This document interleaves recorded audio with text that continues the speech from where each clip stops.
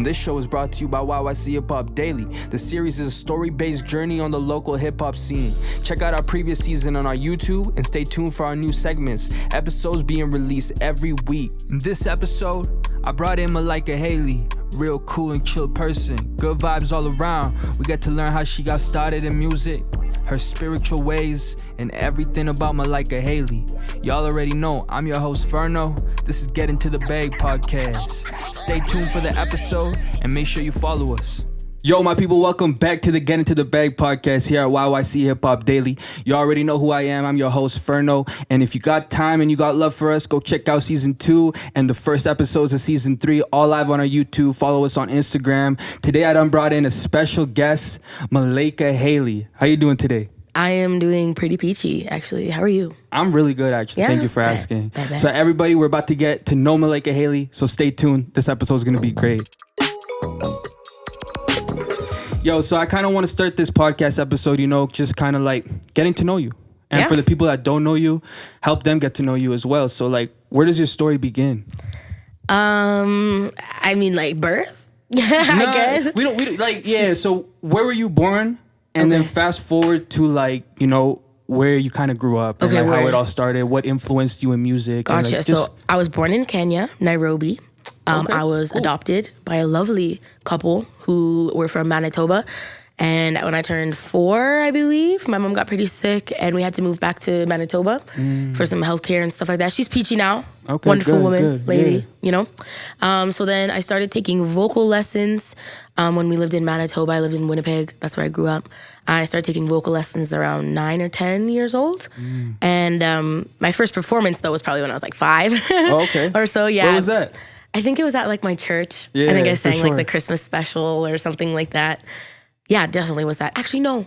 It was a talent show. At school? Yeah, it was a talent show. It was like usually grade 6 talent show. Yeah. So I did that, and then my parents were like, okay, she can sing.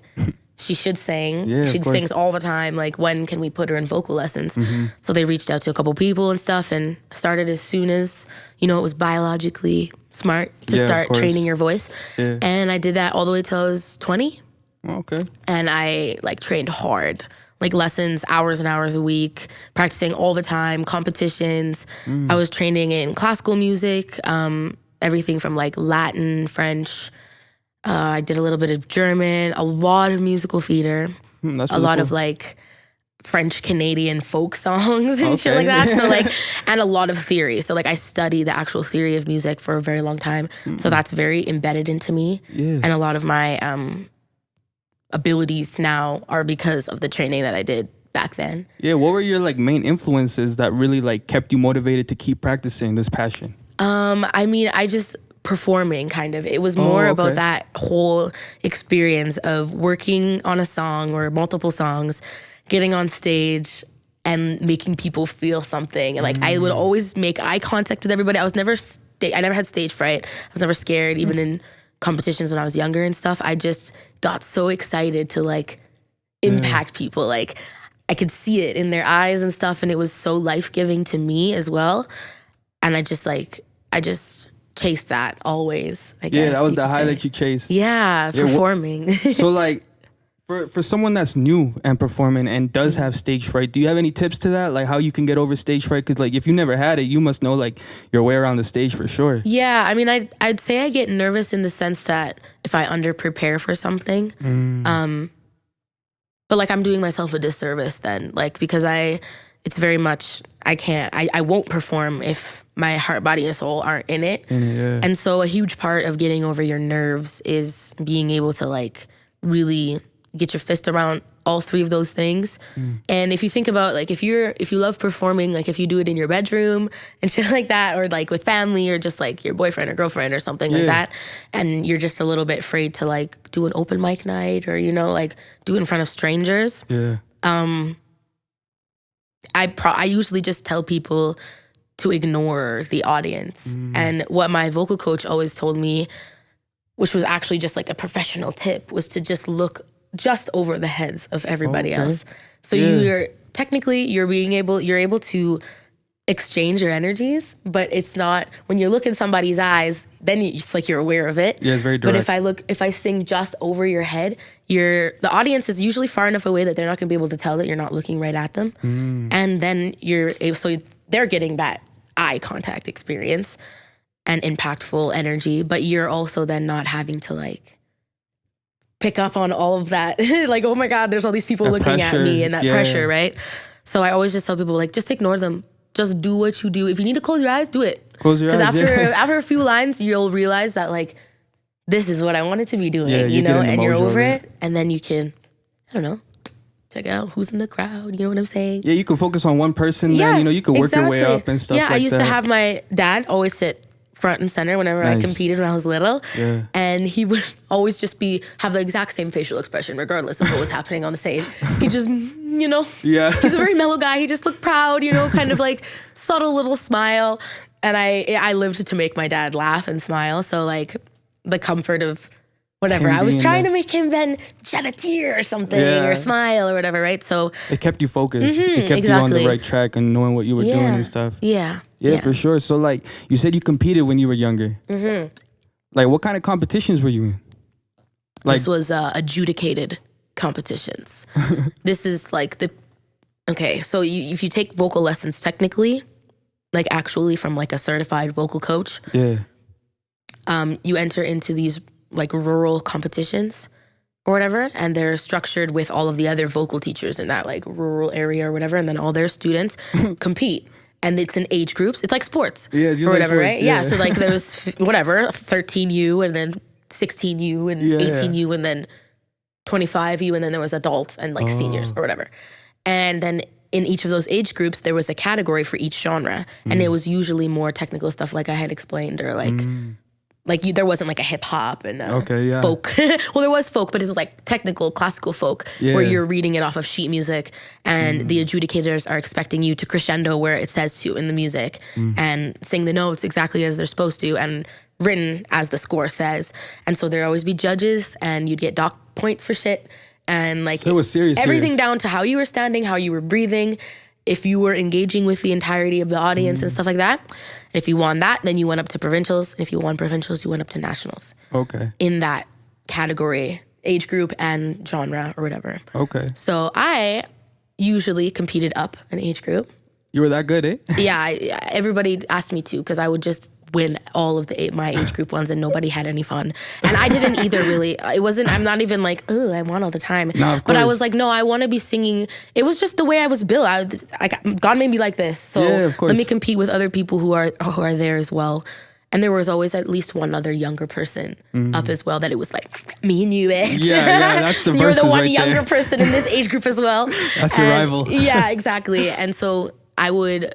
me and my voice teacher would pick the categories we'd want to do at the beginning of the year, pick which competitions we wanted to do, how many songs do I want to do each time, and then we just fucking train, and work those songs. You picked the category? Yeah, she let me pick. Oh, okay, that's pretty cool. She'd be like, okay, like what do you want to do? I'd always do spiritual. That was a category. It was gospel spiritual. Okay, something nice. like that. So it was all like the original swing low. Do you know what I mean? And the original Wade in the Water. And like, they were just beautiful. Or like we got the Aretha Franklin score of one of those. And so like I performed hers. And the adjudicators have that score.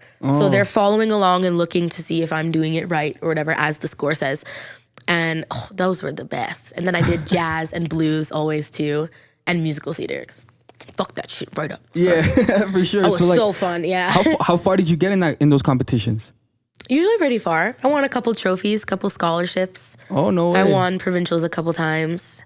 I never went to the nationals because politics. Yeah, I would probably say, you know, at the end of the day. I get that. Yeah, whatever. It is what it is. Yeah, it is what it is. But I was kind of, once I finished high school and then I started having to pay for the vocal lessons myself. My parents weren't paying for it anymore. They're like, it's your turn now. Yeah, and it got pretty expensive and I wanted to start like industry shit, like my own music. Yeah, for sure. I was always writing my own music, but I never showed it to anybody, never played it for anyone. Were you writing music while you were doing all this class? Yeah, but I was like just training, you know? That was like kind of like what I did in secret. Nobody ever heard it or anything. But the first song I put out, actually, I wrote when I was 16 in the middle of all that. Oh, no way. Like, I think I was at my co-op job on break. What inspired you to start writing? I just had to. Just something in you had to come out. Yeah, I would hear like the intro to songs where there's be like a hella long intro and like a completely new melody would come into my head. And then I would start like humming it, and then like notes invoke certain emotions. Yeah, definitely. Definitely. So I'd hum a melody or whatever that would get stuck in my head, and then that would inspire certain lyrics depending on. And because I had such a strong understanding of the actual theory of the notes or whatever, and like whatever, there's so much to it. Music theory is wild. Then I could like, the lyrics came so much more organically. Yeah. Because it was so, I was triggering such a specific emotion in me. And then I started by making voice notes on my iPod. Yeah. Yeah, a lot of people start that way. Yeah, sure, exactly. Sure. And then like writing whatever, just like poems kind of to music. Okay. But then I was like, this is like rap, but I'm not rapping, I'm writing lyrics. Yeah. So then I was like worried I was doing it wrong and stuff like that and whatever. So I scrapped a lot of stuff, and I didn't really ever really like do anything. I never did anything with the songs, but Just put I them kept aside. them. Yeah, I kept them, and they're coming out. Now to this day. Yeah, they're coming That's out to this dope. day. Like most of them are exactly as I wrote them when I was like 16, 17, 18. That's talent for sure. If it can withhold the time and still be something that you can drop today. Yeah, thank you. It's like, that's talent for sure. Yeah, I tweaked a couple lyrics. Of course, you got to. Mostly melody-wise and like story-wise of the songs, they've kind of like evolved slightly, where I realized I was writing about something so much more important or subconscious than I realized. But now I'm like, oh, like, look at that, hey? And I was going through that then too, but I had no idea what was happening. But it actually gives me an opportunity to like reflect on past shit, you know what I mean? Of course. So, and then like when you reflect, you can put it in your lyrics and stuff. Exactly. Yeah, so like, what does it take to really like, let's say someone wants to start writing songs. How can you express yourself on pen, how you feel inside? Like what are the obstacles that you got to overcome? And like, what kind of tips can you give to the people? I mean, it's so unique to each person. It's so specific to each person's process. I've been to songwriting things, where they try and teach you how to write Songwriting songs. courses and stuff like that. Do they work? Yeah, if you want to like a nice little replica of one song, like 8 times over kind of deal,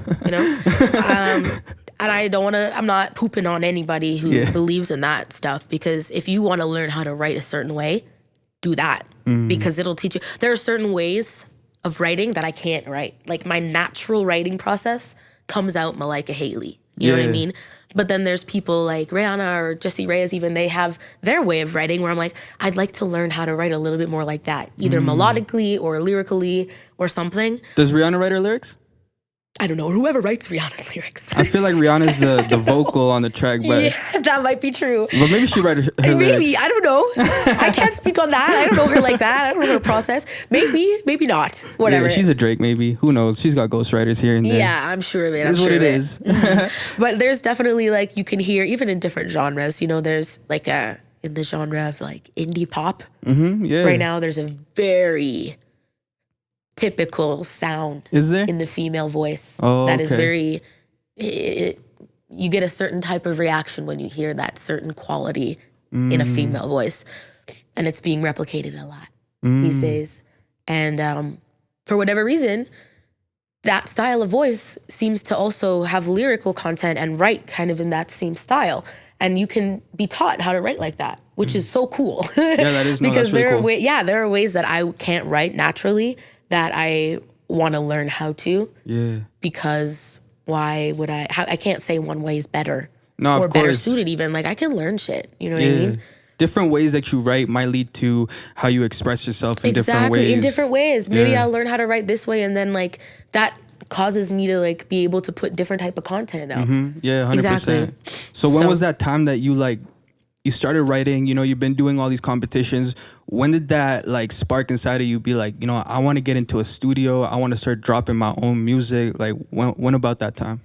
Well, when I was about like maybe 17, like probably grade 12, I did a talent show at my high school, and it was a pretty big high school. It was like whatever, 3,500 kids. Here in Calgary? No, Winnipeg. Okay, Vincent cool. Massey. Okay, shout out Winnipeg. Shout out Winnipeg, Vincent Massey. Shout out my home ec teacher. Oh God, she was the best. Yeah, she believed in you? Yeah. Yeah. Miss Stewart was the bomb, man. She hyped me up all the time. She had me singing Queen Latifah shit for a talent show one time, and like that's sick. She Not a just lot of people pumped do that. all that shit into me that was like, you were gonna kill this, whatever. And I was like small. I was like, Queen Latifah's a big woman. Yeah. I don't know if I could like pull this whole vibe off on stage, but I did, and it was awesome. Like, yeah, she was the day one. Wait, what was the question? Basically, like when did that time come when you started wanting to be in the studio, dropping the music? Yes, you know what I mean? Yeah. So in grade 12-ish, I started doing that, and then I started doing some like writing hooks for a few people because they heard I could sing, and they were like, "Yo, you write your own music? Do you write your own music?" I was like, "Yeah, but like no." You know what I mean? Like, you're never gonna hear it though. They're like, "No, but you need to get in the studio." Like, and then like some niggas would be like, "Yo, I rap, you know, you gotta come write a hook for me," and shit like that. Yeah, for sure. And I did, and like it was super fun, and that kind of triggered some open mic shit and like just singing one song for opening for some little shows and stuff like that. But Winnipeg didn't really do a lot of that kind of thing very often, so it didn't happen much. Yeah, I was gonna say. Yeah, I would sing the national anthem for sporting events a lot. Nice. Like hockey games, and I sang. You were the choice. Yeah, I loved it. That's dope. I sang in the NFL or the CFL studio there, you know, for the Bison's game. That was sick. And just stuff like that here and there. Oh, that's dope. Whatever, you know. And then I wanted to get into the studio so bad in grade 12. I was like, I want to put my music out. Like, I want to record it and figure out how you get it on Spotify and like whatever. I didn't know anything. So I wanted to so bad, but there was just, I really went looking for those opportunities. I really did. But people didn't really want to take a chance on me. I wasn't really known that well. I kind of lived outside of Winnipeg for most of my junior high, and then I went to high school in Winnipeg for grade 10, 11, 12. And then, I don't know, it just didn't really feel like people knew I was talented, but then when it came to actually working with me, like it just never happened, you know what I mean? No, I know what you mean. And I was like, I need to get out of here. I need to go to a new city. I need to Zoom. Yeah, I need to Zoom, and I need to find somebody who will work with me and like actually take a chance. And yeah, I don't know anything. Yeah, I've never recorded before, but... And you found that here in Calgary? Yeah. Real quick.